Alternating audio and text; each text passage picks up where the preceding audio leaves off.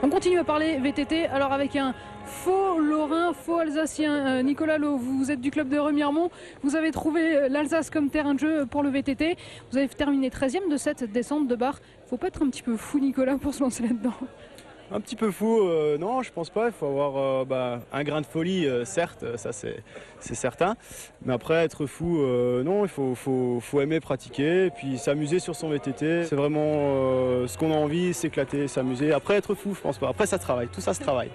Alors justement, l'entraînement, c'est pas mal, vous faites les enchaînements à ma place.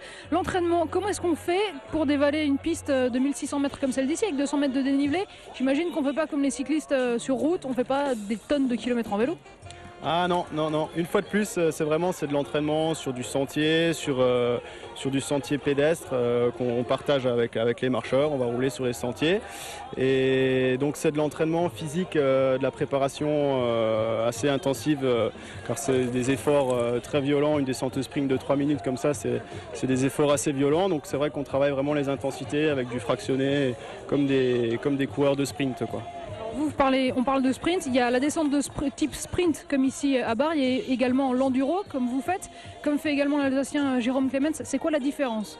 Tout à fait. Donc l'enduro, c'est une discipline vraiment plus vaste. On évolue tout à fait sur du sentier où le principe est vraiment de descendre en quelque sorte la montagne sur laquelle on évolue.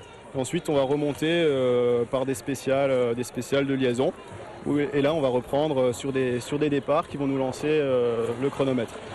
Donc c'est vraiment beaucoup plus long comme course. Plus de longue distance, voilà. C'est des courses qui vont, dans certaines situations, aller jusqu'à la demi-heure, 3/4 d'heure de spécial. Et un sprint comme aujourd'hui, ça dure combien de temps?